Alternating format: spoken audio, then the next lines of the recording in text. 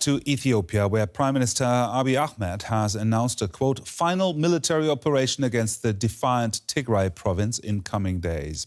The federal government has carried out what it calls surgical airstrikes on the Tigray capital of Mekelle and has denied reports of casualties. Ethiopian leaders have so far resisted international pressure for mediation with the Tigray rebel forces. But fallout from the two-week conflict has the potential to destabilize the entire region and has already kicked off a humanitarian crisis. These are the weary faces of a conflict that is spilling out beyond Ethiopia's borders. Aid groups say 25,000 people have now fled to Sudan since fighting broke out. Half of them are children. Some may not see their fathers or husbands again. We came with the clothes on our backs. I don't know where my husband is. I've been looking for him for 5 days. I don't know where he is. I don't know what happened. There was heavy fighting and many people died. After that, they told us to leave, so we fled. Everyone did.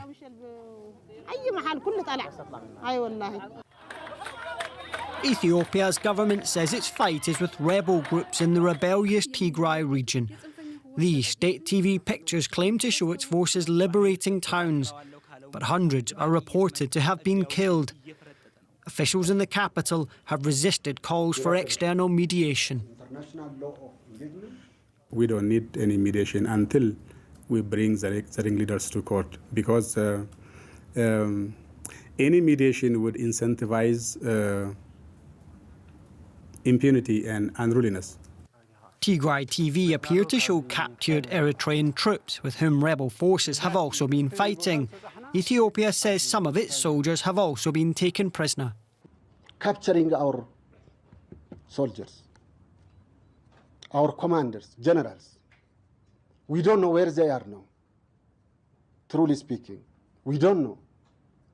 Our commanders, they are in jail. We don't know. Maybe they are not alive.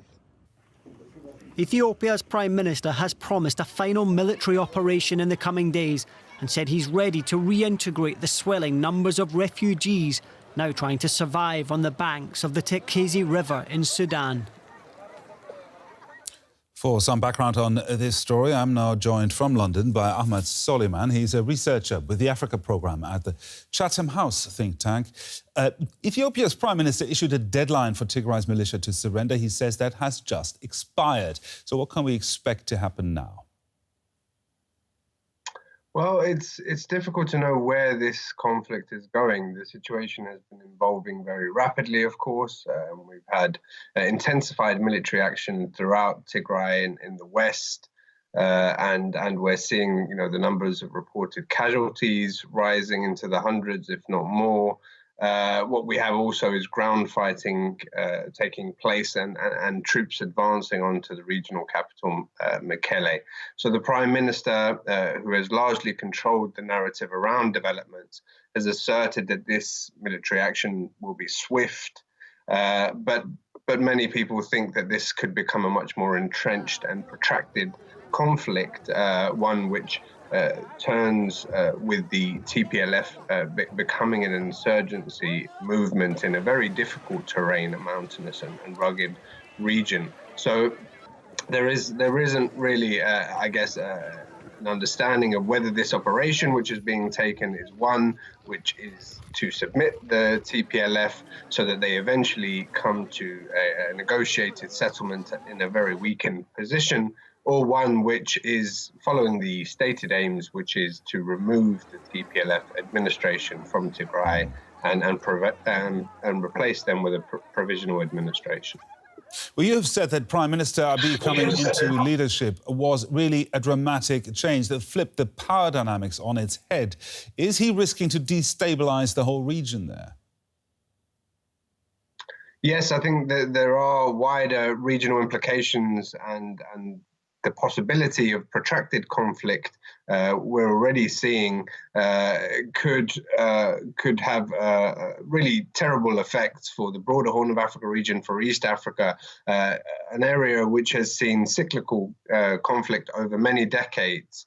and which were just, I think, under as well the emergence of Abiy's leadership, beginning to look towards increasing integration and stability. As your report shows, and unverified reports of Eritrean fighters being involved in alongside the federal government forces. But what we do know and has been admitted is that the TPLF have said that they have targeted the Eritrean capital as well as border positions with missiles. We also know that Sudan, as another neighboring country, has its own very delicate transition with a civilian military administration, and the influx of tens of thousands reported by the UNHCR, up to 25,000 as your report put it, increasing every day, potentially into hundreds of thousands of civilians fleeing the conflict in Sudan, could have an impact on a region which has its own intercommunal tensions and which has been experiencing its own troubles, which could have a broader impact on the Sudanese transition.